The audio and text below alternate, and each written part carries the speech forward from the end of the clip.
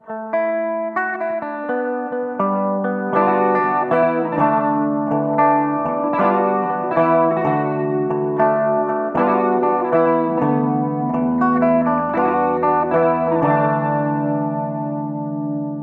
also want to look around the audience. So this is about delivery.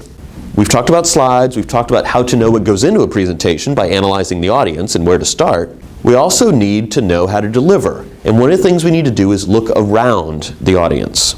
And when I say look around the audience, I mean look at everyone. This is one of the biggest gaffes of the novice presenter. Sometimes the novice presenter ends up looking at the screen and not at the audience, or even just turning their shoulder over at the audience. But sometimes the novice presenter makes a different mistake. They will instead look at the audience, but they'll look at one particular person. And normally that person is the person they think that is the most important person in the room. Normally it's the boss. That's the person who's in charge of their grade, their paycheck, whatever. They look at that person. They think that's the audience. The room may be full of people, but they're really only looking at that. And this causes two problems. First, it makes the person you're looking at uncomfortable, because we don't really call it looking at one person. We call it staring. You're staring at that person. They're uncomfortable. The room's full of people. Why is this guy looking just at me? He's not just talking to me, he's talking to the whole room. And that's the other problem. It makes the rest of the audience think like you don't care about them. It makes them think you don't care about communicating with them. Sometimes the novice presenter won't stare at the most important person in the room. Sometimes they'll stare at what they think is the friendliest face, the person who is a friend. That's great. It's good to have a friend in the audience. We all want that. But we don't want to stare at that person because it does start to make them uncomfortable. But also it's misreading the audience. If all of the audience is there to learn something, they all want to see a good presentation. So all of them are our friends. All of the faces should be friendly. Everyone in that audience wants to learn some good, useful information from you. They're not there to be bored. Everyone wants to hear a good presentation. They want to go home with something new that they can use.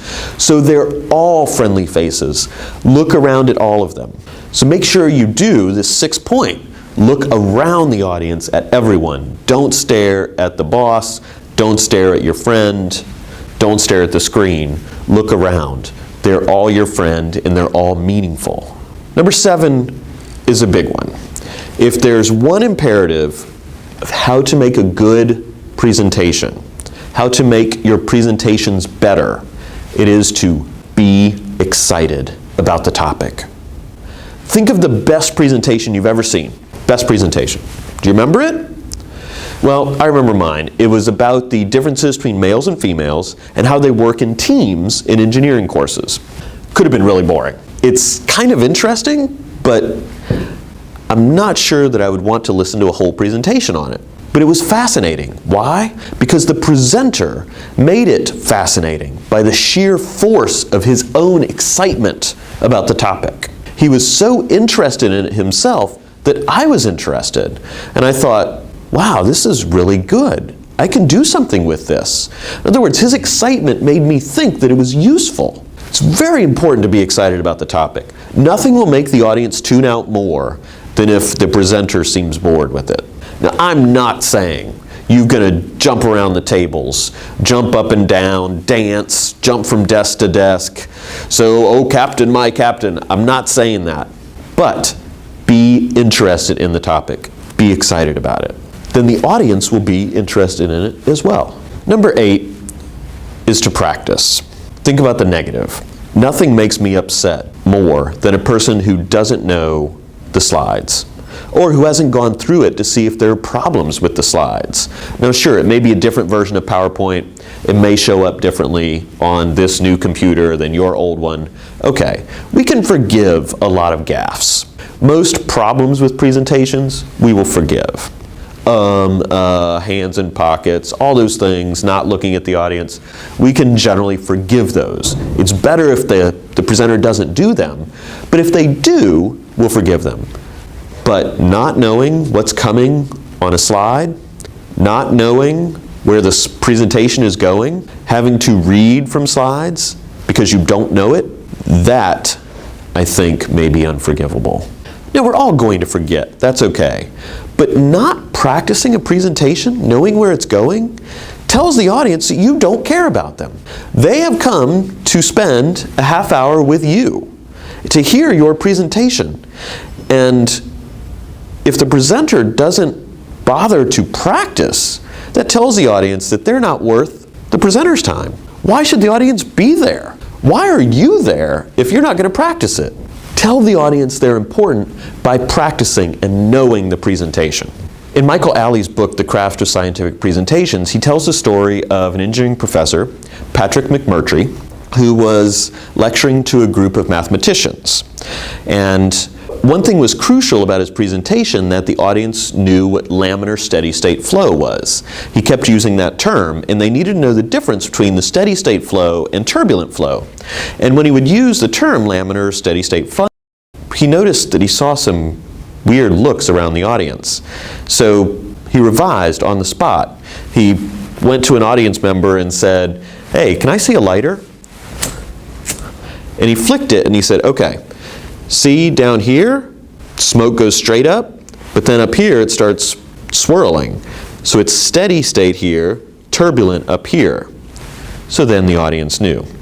Now, could he have analyzed the audience more effectively and known what they would know? Sure. But one of the advantages of presentation, and this is the imperative, is to pay attention to your audience's clues. A presentation can be revised on the spot. It's not like a report. In a report, if the audience doesn't know a term and it's not defined for them in the report, they have to break and look it up, or just keep going and not get the information. With a presentation, the presenter can revise on the spot. So this is one of the things about a presentation that the professional presenter takes advantage of, revising on the spot. Sometimes it will mean that the presenter has to go back and give some more background material because they realize that the audience doesn't know. Or it may mean they have to do an ad lib. It may mean they have to give a demonstration like with the lighter. Whatever it is, they can revise on the spot to keep the audience going. So if the presenter realizes that the audience may be falling asleep, then they need to do something to reel them back in. They need to hook them again. They need to bring them back up to that knowledge gap where they can learn again. Whatever it means, then do it. So for example, if you notice that some of your audience members are texting on their phone and not paying attention to you, then maybe you need to dance around, do a jig. No, not really, I'm kidding. Don't do that. But we can do other things to help bring the audience back in. So we need to pay attention to the audience and keep them on track. So this is number 9, pay attention to the audience's clues.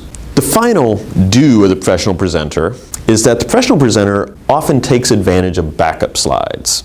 What I mean here are slides that are at the end of the presentation. They won't even be shown during the presentation. But if the person has a question, then they can refer to these backup slides. It keeps the presenter from having to say things like, "Well, I don't have that information with me. I didn't include it as part of the presentation." Or, "Ah, man, I had that on a flash drive." Or, "Ah, I forgot to bring that." Whatever. Think of everything that your audience may ask questions about, and then include that information as backup slides. For instance, you may only have a part of your data on your slides. At the end, you may have a whole bunch of data, all the raw data that you use to compile. Maybe it's not a part of your presentation, but if someone in the audience has a question about it, then you can show it to them. Maybe in your presentation you only cover a tiny thing of the methodology, but at the end you have a bibliography along with a list of procedures that you didn't cover in the actual presentation. Whatever you think your audience may have questions about, include information to help answer those questions. They're called backups, and that's what they're meant to do. They're meant to back you up. You don't touch them unless someone has questions about them. So they need to be labeled clearly so you can find them very easily. But don't mess with them unless somebody has a question. So let's recap. The first 4 were about the slides. Create clear, easy to read slides. Use animation to help communicate with your audience. Think of your slides as notes. And doing those 3 things will help you speak directly to your audience. The 5th one is about the audience. Know your audience. Analyze them. Know what they want, know what they can use, and know what information they already have, so you can start there and bring everyone up. The 6th one is to look around your audience at everyone. Not just the most important person in the room, not just your friend, not at the screen. Look around the audience at everyone to make everyone feel like you want to communicate with them. Number 7, this is the big one, act excited about your topic. Nothing will keep them more interested than you being interested. Number 8, practice several times. Don't be one of those people who doesn't know what's coming on the slides. Tell the audience that you think they're important by having a well-practiced presentation. Number 9, pay attention to the audience's clues and revise as necessary, giving more background, doing ad-lib demonstrations. And number 10, use backup slides. Whatever you think you may need, use it. So these are what I call the 10 do's of the professional presenter. If you want to hear about the 10 mistakes, you can go over to that video. Thanks for watching. Hope you enjoyed, hope you learned something. Thank you.